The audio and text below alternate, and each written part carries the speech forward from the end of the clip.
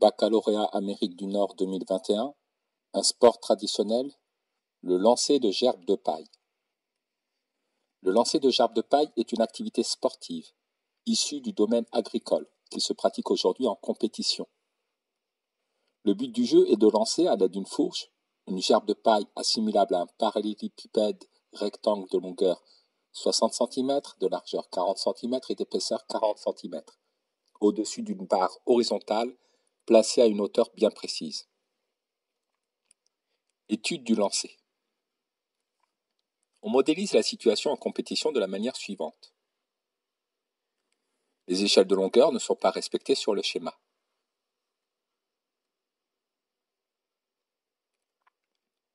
La gerbe de paille de masse petit m est égale à 7,257 kg est assimilée à un point matériel grand M correspondant au centre de masse. À l'instant initial, M se trouve au point M0 tel que OM0 est égal à grand H égal à 2,80 m. Le lanceur se trouve à la distance D est égale à 2 m de la base des supports de la barre horizontale. L'étude débute à T égale à 0 secondes quand la gerbe de paille vient de quitter la fourche au point M0 avec une vitesse initiale représentée par le vecteur vitesse V0 inclinée d'un angle alpha égal à 80 degrés par rapport à l'horizontale. La valeur de la vitesse initiale est V0 est égale à 9 mètres par seconde. On suppose que la trajectoire de M s'effectue dans le plan XOY. La barre horizontale est à une hauteur de 4,50 mètres par rapport au sol. L'action de l'air est négligée. Le champ de pesanteur considéré comme uniforme vaut petit g égale à 9,8 mètres par seconde au carré.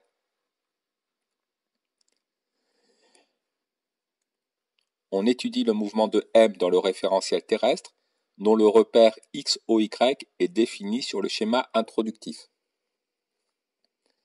Utilisez la deuxième loi de Newton pour déterminer les coordonnées AX et AY du vecteur accélération de M. Dans le référentiel terrestre, le point M est uniquement soumis à son poids P. Appliquons la deuxième loi de Newton au point M dans le référentiel terrestre supposé galiléen. La masse de la gerbe multipliée par l'accélération du centre de masse de la gerbe est égale à la résultante des forces appliquées à la gerbe. Donc la masse de la gerbe multipliée par l'accélération du centre de masse de la gerbe est égale au poids P. Le poids P est égal au produit de la masse par l'accélération du champ de pesanteur G. Nous pouvons simplifier par la masse du point M de part et d'autre. Nous obtenons que l'accélération du point M est égale à l'accélération du champ de pesanteur G. Deux vecteurs sont égaux si leurs coordonnées sont égales. G étant vertical dans le repère OXY et dirigé vers le bas. La coordonnée selon X du vecteur G est nulle et la coordonnée selon Y du vecteur G est égale à moins petit g, petit g étant la valeur du champ de pesanteur terrestre. Ainsi, l'accélération selon X du point M est égale à 0 et l'accélération selon Y du point M est égale à moins g. Montrez que les équations horaires du mouvement de M s'expriment sous la forme x de t est égal à v0 fois t fois cos alpha, y de t est égal à moins 1,5 fois g fois t au carré, plus v0 fois t fois sinus alpha, plus grand H.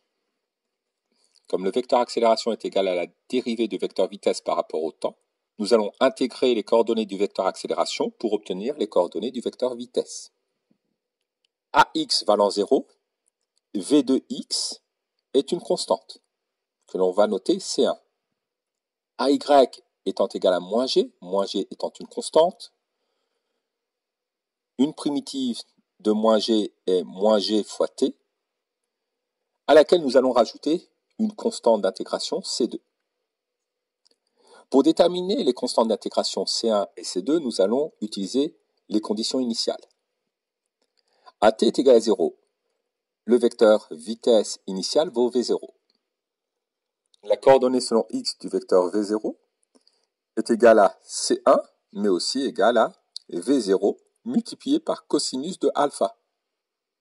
Donc C1 est égal à V0 fois cos alpha. La coordonnée selon y du vecteur vitesse à l'instant initial est égale à C2, puisqu'on remplace t par 0, mais elle est aussi égale à V0 multiplié par sinus de alpha. Donc C2 est égal à V0 fois sinus de alpha. Donc C2 est égal à V0 fois sinus de alpha. Ainsi, à tout instant, Vx est égal à V0 fois cos alpha, Vy est égal à moins g fois t plus V0 fois sinus alpha. Afin d'obtenir les coordonnées du vecteur position OM, nous allons intégrer les coordonnées du vecteur vitesse par rapport au temps. Vx est égal à V0 fois cos alpha. V0 fois cos alpha est une constante. La primitive d'une constante est la constante multipliée par le temps, plus une constante d'intégration. Ainsi, l'abscisse x du vecteur position OM est égal à V0 fois cos alpha fois t, plus une constante d'intégration C3.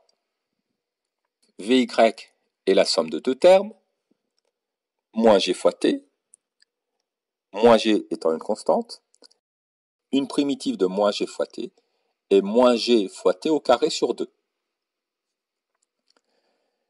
Le deuxième terme, V0 fois sinus alpha, est une constante. Une primitive de la constante est la constante multipliée par le temps. Donc une primitive de V0 fois sinus alpha est V0 fois sinus alpha fois t. Et pour avoir toutes les primitives possibles, nous rajoutons une constante d'intégration C4. Ainsi, l'ordonnée y du vecteur position OM est égale à moins g fois t au carré sur 2, plus V0 fois t fois sinus alpha, plus une constante C4. Afin de déterminer les constantes d'intégration C3 et C4, nous allons utiliser les conditions initiales. À t est égal à 0, le point M se situe en M0. L'abscisse de M0 est nulle et l'ordonnée de M0 est égale à grand H. Ainsi, lorsqu'on remplace t par 0, nous obtenons que l'abscisse du point M0 est égale à C3. L'ordonnée du point M à l'instant initial est égale à C4, mais aussi égale à grand H. C3 est donc nul et C4 vaut grand H. À tout instant, l'abscisse du point M est égale à V0 fois t fois cos alpha et l'ordonnée du point M est égale à moins 1,5 fois g fois t au carré plus V0 fois t fois sinus alpha plus grand H. En déduire l'équation de la trajectoire y de x de M. Partons de l'équation horaire x de t et exprimons t en fonction de x. Puisque x est égal à V0 fois t fois cos alpha, nous pouvons écrire que petit t est égal à x sur V0 fois cos alpha. Remplaçons dans l'équation horaire y de t, t par x sur V0 fois cos alpha. Nous obtenons que y de t est égal à moins 1,5 fois g fois x sur V0 fois cos alpha au carré, plus V0 fois t fois x sur V0 fois cos alpha, plus grand H. Développons le premier terme. Nous allons obtenir moins 1,5 fois g fois x au carré divisé par V0 au carré divisé par cosinus carré de alpha. Dans le deuxième terme, nous pouvons simplifier par V0. De plus, nous pouvons remplacer sinus de alpha sur cos alpha par tangente de alpha. Nous obtenons donc l'équation de la trajectoire suivante. Y de x est égal à moins 1,5 fois g fois x au carré divisé par V0 au carré divisé par cos carré de alpha, plus x fois tangente de alpha, plus grand H. À l'aide d'une analyse quantitative, indiquer si la gerbe de paille franchira ou pas la barre horizontale. Pour savoir si la gerbe de paille franchit la barre horizontale, il faut que l'on calcule l'ordonnée du point M lorsque x vaut grand D égale à 2 mètres. Si cette ordonnée est bien supérieure à 4,50 mètres, la hauteur de la barre horizontale, alors la gerbe de paille franchira la barre horizontale. Donc, remplaçons pour cela, dans l'équation de la trajectoire, petit x par grand D. Grand D vaut 2 mètres, alpha vaut 80 degrés, V0 vaut 9 mètres par seconde, petit g vaut 9,81 mètres par seconde au carré, et grand H vaut 2,80 mètres. Attention à bien mettre la calculatrice en mode degré. Nous obtenons une ordonnée du point D égale à 6,1 mètres. L'ordonnée du point D est beaucoup plus grande que la hauteur de la barre, même en tenant compte des dimensions de la gerbe, donc la gerbe passe bien au-dessus de la barre. On s'intéresse à 3 positions particulières de M sur sa trajectoire parabolique. La position initiale M0, le point M1 au sommet de la trajectoire et le point M2 à la même hauteur que M0, par lequel passe M lors de la phase descendante du mouvement. L'énergie potentielle de pesanteur est choisie nulle au niveau du sol.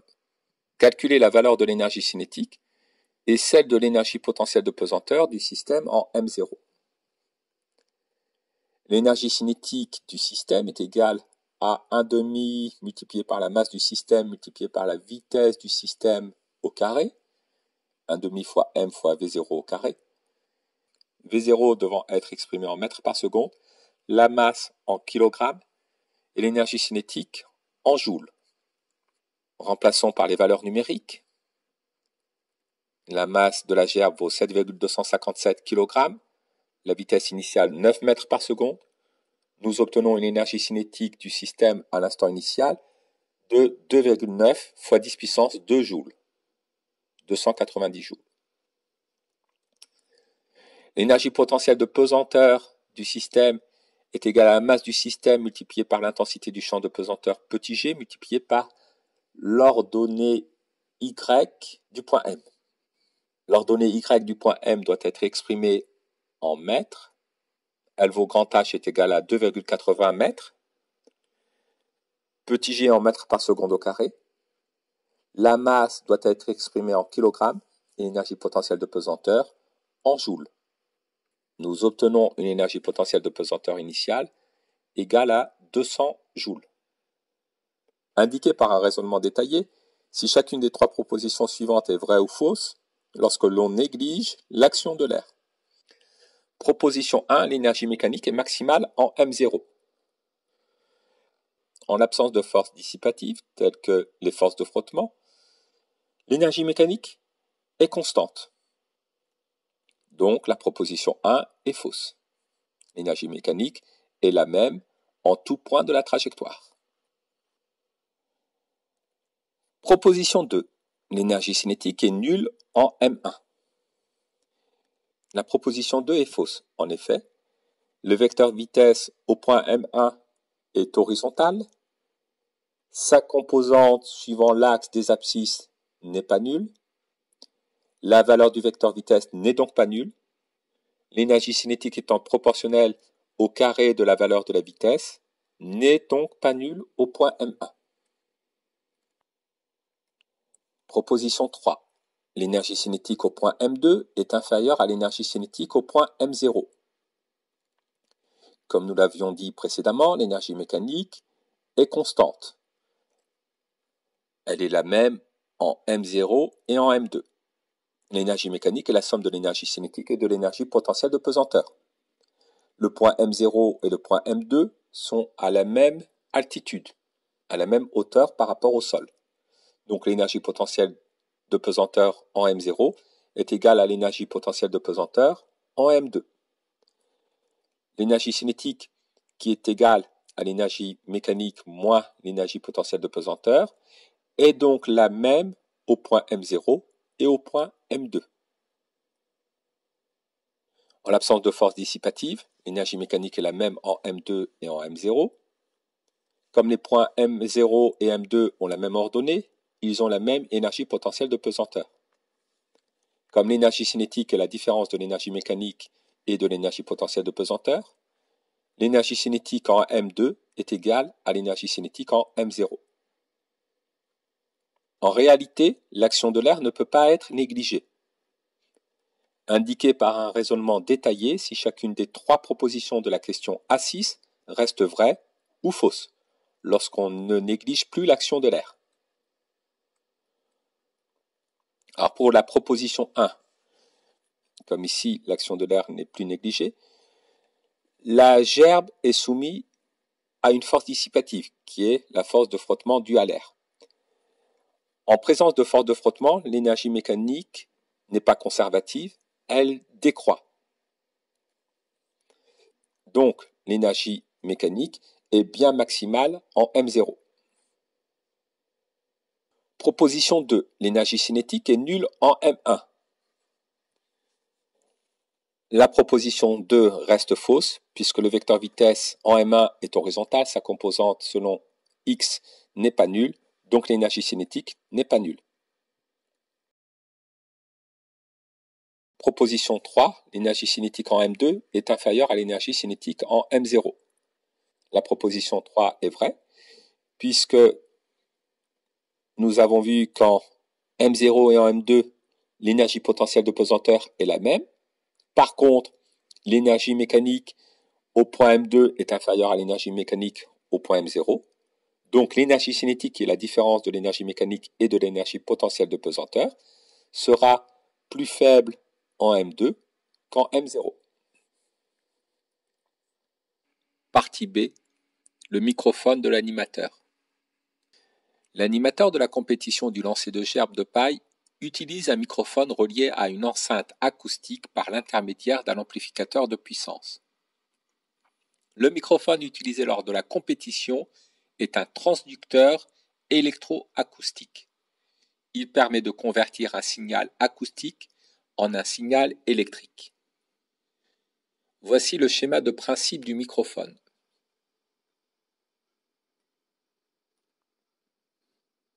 Le condensateur présent dans le microphone est formé de deux armatures. La première est constituée d'une membrane mobile en plastique recouverte d'une pellicule métallique. La seconde est constituée d'une plaque métallique fixe. Lorsque le microphone ne capte pas de son, la distance entre les deux armatures est de l'ordre de 15 à 25 micromètres. En outre, pour fonctionner, le condensateur doit être chargé. On insère donc une source de tension continue qui n'a pas d'effet sur le signal électrique de sortie envoyé vers le préamplificateur.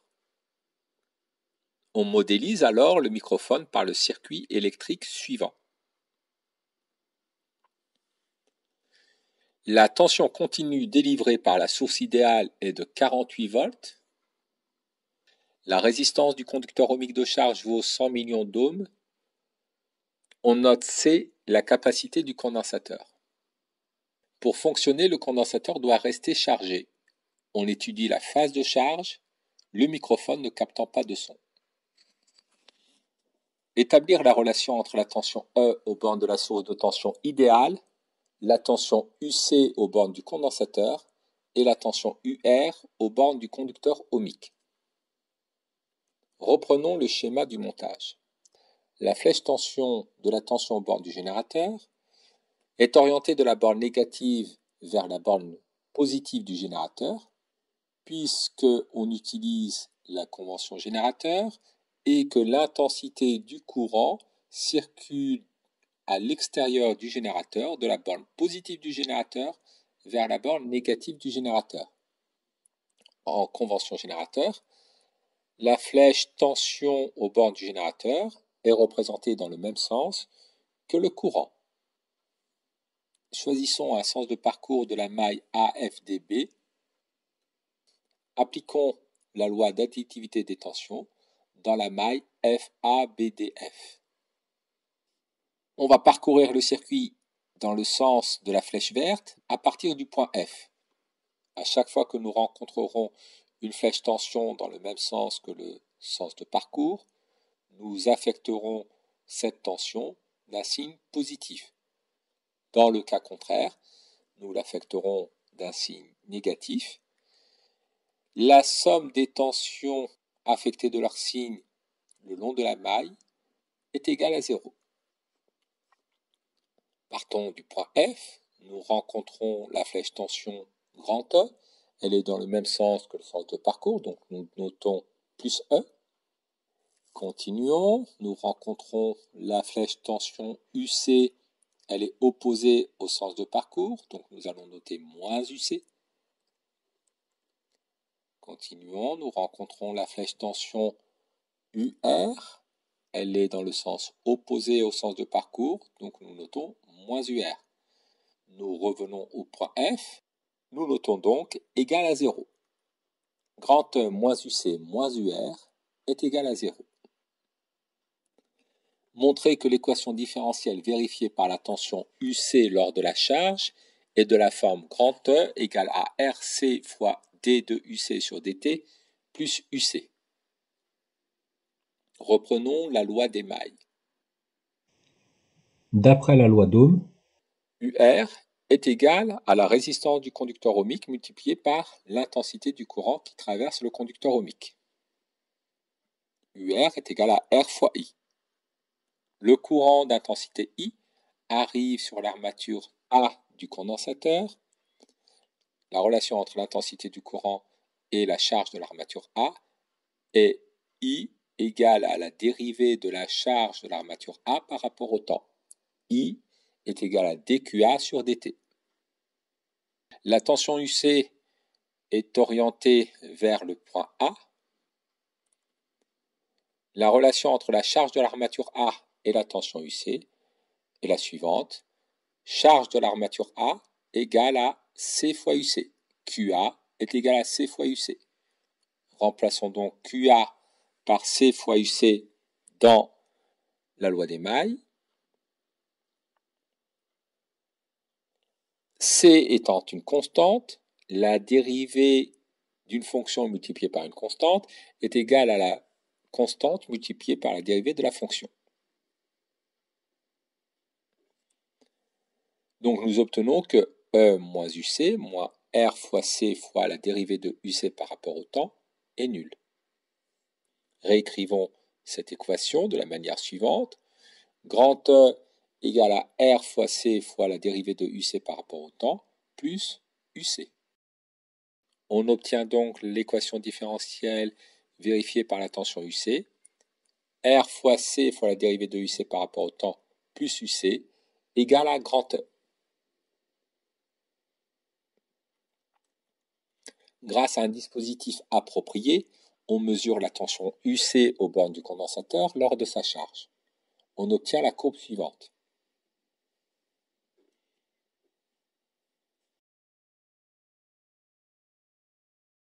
Cette courbe peut être modélisée par une des trois fonctions mathématiques proposées ci-dessous. Fonction 1, UC égale à E multiplié par, entre parenthèses, 1 moins exponentielle de T sur RC. Fonction 2, UC est égal à grand E multiplié par exponentielle moins T sur RC. Fonction 3, UC est égal à grand E multiplié par, entre parenthèses, 1 moins exponentielle moins T sur RC. En exploitant la courbe, indiquée par un raisonnement argumenté, la fonction qui modélise la charge du condensateur. Calculons dans chaque cas la valeur de la fonction lorsque t vaut 0. Dans le cas de la fonction 1, UC de 0 est égal à grand E multiplié par 1 moins exponentielle de 0.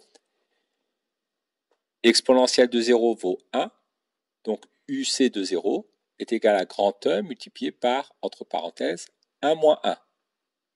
1 moins 1 fait 0. Nous obtenons dans le cas de la fonction 1 que la tension UC à t est égale à 0 secondes est égale à 0 volts. Faisons de même pour la fonction 2, remplaçons t par 0. Nous obtenons alors que UC de 0 est égal à grand E multiplié par exponentielle de 0. Exponentielle de 0 vaut 1. Nous obtenons donc que UC de 0 est égal à grand E. Dans le cas de la fonction 3, si on remplace t par 0, nous obtenons le même résultat que dans le cas de la fonction 1, puisque nous obtenons grand E multiplié par 1 moins exponentielle de 0. Exponentielle de 0 valant 1, nous obtenons que UC de 0 est égal à 0.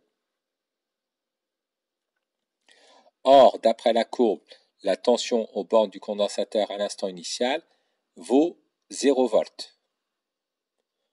La fonction 2 est donc à rejeter. Traçons l'asymptote de la courbe lorsque t tend vers plus l'infini. L'asymptote de la courbe lorsque t tend vers plus l'infini est une droite horizontale d'ordonnée 48 volts. Calculons maintenant la limite de la fonction 1 et de la fonction 3 lorsque le temps t tend vers plus l'infini.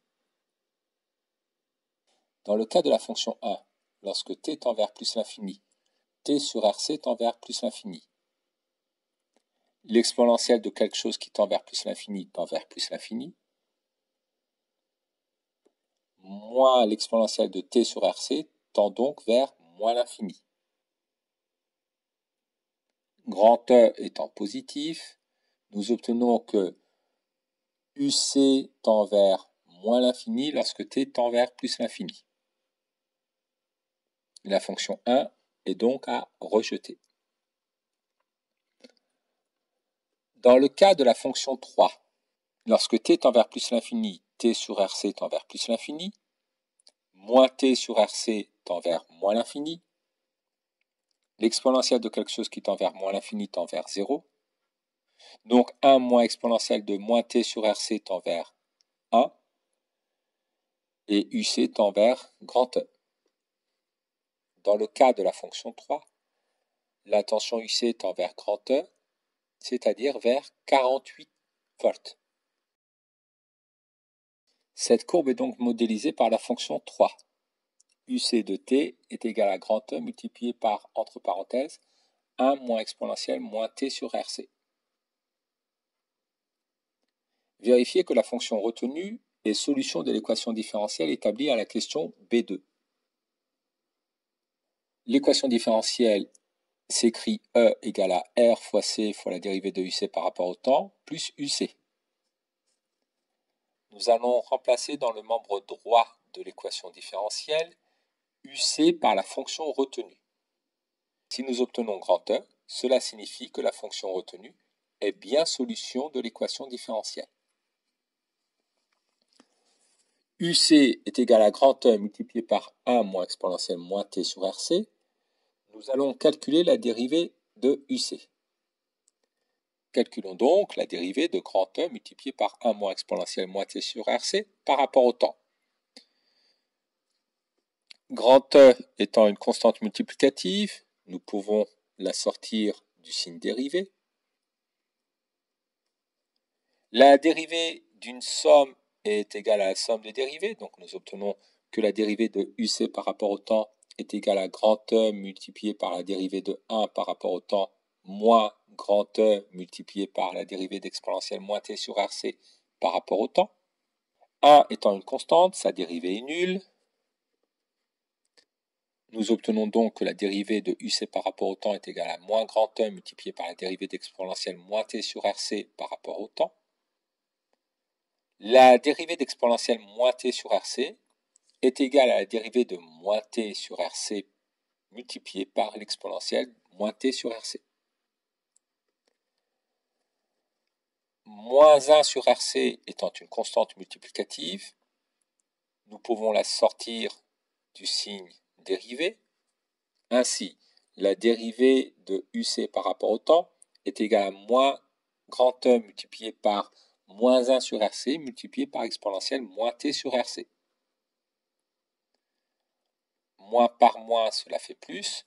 La dérivée de la tension aux bornes du condensateur par rapport au temps est donc égale à grand E sur RC multiplié par exponentielle moins t sur RC. Nous avons l'expression de UC, l'expression de sa dérivée. Remplaçons maintenant dans le membre droit de l'équation différentielle UC et sa dérivée par les expressions obtenues. RC multiplié par la dérivée de UC par rapport au temps plus UC est donc égal à RC multiplié par grand E sur RC multiplié par exponentielle moins t sur RC plus grand E multiplié par 1 moins exponentielle moins t sur RC. Développons. Nous obtenons grand E multiplié par exponentielle moins t sur RC plus grand E moins grand E multiplié par exponentielle moins t sur RC. E multiplié par exponentielle moins t sur RC et moins E multiplié par exponentielle moins t sur RC s'annulent. Nous obtenons donc que R fois C fois la dérivée de UC par rapport au temps plus UC est égal à grand E. UC est égal à grand E multiplié par 1 moins exponentielle moins t sur RC est bien solution de l'équation différentielle. La fonction 3, UC est égal à E multiplié par 1 moins exponentielle moins t sur RC est bien solution de l'équation différentielle grand E égale à R fois C fois dérivée de UC par rapport au temps plus UC. La capacité d'un condensateur plan, constitué de deux armatures métalliques de surface S en regard l'une de l'autre, séparées d'une distance d, est donnée par la relation grand C égale à epsilon S sur d, avec epsilon la permittivité de l'air entre les deux armatures du condensateur. Pour le microphone étudié, le produit de la permittivité de l'air par la surface est epsilon S égale à 1,4 fois 10 puissance moins 15 farad mètre. En exploitant la courbe et en explicitant le raisonnement, déterminer la valeur de la distance d séparant les deux armatures quand le microphone fonctionne mais qu'il ne capte pas de son. Nous allons tout d'abord déterminer la capacité C du condensateur. La capacité C du condensateur peut être déduite de la constante de temps taux égale à R fois C. Afin de déterminer la constante de temps, nous allons utiliser la courbe. Au bout d'une durée égale à la constante de temps, la tension aux bornes du condensateur correspond à 63% de sa valeur maximale. AT est égal à taux, UC égale à 63% de grand E, c'est-à-dire 63% de 48 volts. La tension aux bornes du condensateur au bout d'une durée égale à taux est égale à 30 volts. Reportons cette valeur sur la courbe et déterminons pour l'ordonnée UC égale à 30 volts, l'abscisse T égale à taux. Nous obtenons une valeur de taux égale à 0,007 secondes. Or, taux est égal à R fois C. Nous en déduisons que C est égal à taux sur R. De plus, C égale à epsilon S sur D. Nous en déduisons que taux sur R est égal à epsilon S sur D. D est donc égal à epsilon S divisé par taux multiplié par R. Epsilon S vaut 1,4 fois 10 puissance 15 farad mètre. Taux 0,007 secondes. Et R 100 fois 10 puissance 6 ohms. La distance petit d séparant les deux armatures est donc égale à 2 fois 10 puissance moins 5 mètres. Multiplions par 10 puissance plus 6 pour convertir la distance en micromètres. Nous obtenons donc une distance de 20 micromètres. La valeur de cette distance est cohérente avec l'indication de l'énoncé qui nous disait que la distance entre les deux armatures est de l'ordre de 15 à 25 micromètres. Sous l'effet des ondes sonores émises par l'animateur, la membrane se déplace en entraînant une modification de la distance entre les deux armatures du condensateur. La tension de sortie envoyée par le préamplificateur est alors l'image des ondes sonores captées par le microphone. Justifier par un raisonnement détaillé l'évolution de la capacité du condensateur lorsque la distance séparant les deux armatures diminue. D'après la formule grand C égale à epsilon S sur D, la capacité du condensateur est inversement proportionnelle à la distance petit d.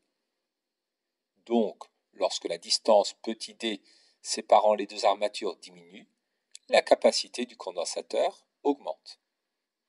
Partie C, l'enceinte. Une source S émettant des ondes sonores de puissance P est isotrope si elle émet la même quantité d'énergie dans toutes les directions. L'intensité sonore mesurée, notée grand I, dépend alors de la distance petit d à la source selon la relation grand I égale à P divisé par 4 pi fois d au carré, avec I en watts par mètre carré, P en watts et D en mètres. Le niveau d'intensité sonore noté L est lié à l'intensité sonore par la relation grand L est égal à 10 fois logarithme décimal de I sur I0. Le niveau d'intensité sonore est exprimé en décibels, l'intensité sonore en watts par mètre carré et I0 vaut 1 fois 10 puissance moins 12 watts par mètre carré. Le microphone est relié par l'intermédiaire d'un amplificateur de puissance à une enceinte.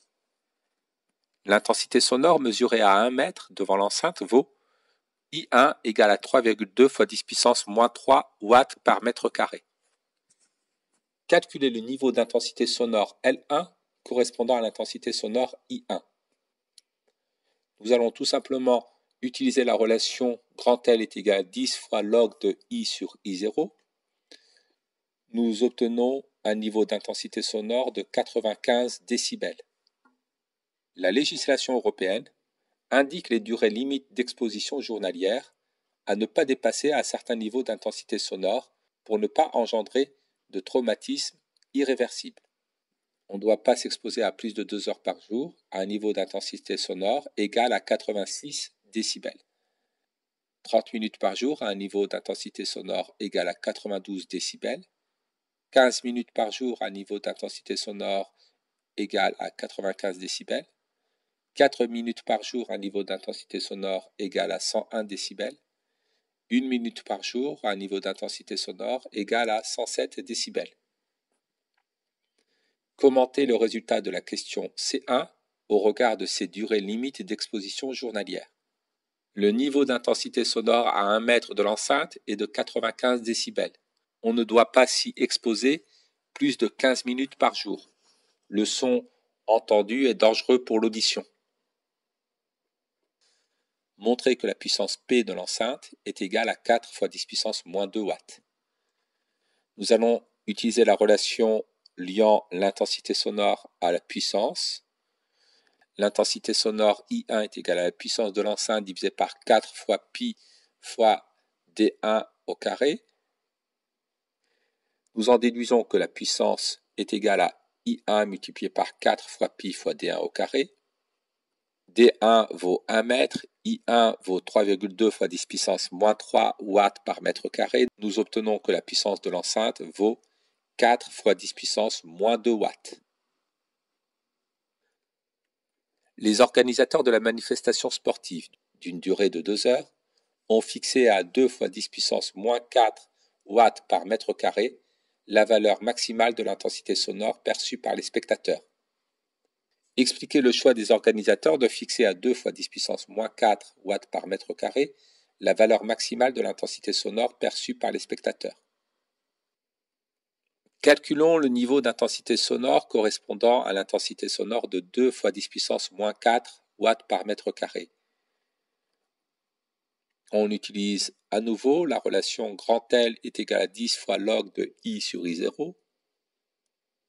I2 vaut 2 fois 10 puissance moins 4 watts par mètre carré. I0 vaut 10 puissance moins 12 watts par mètre carré.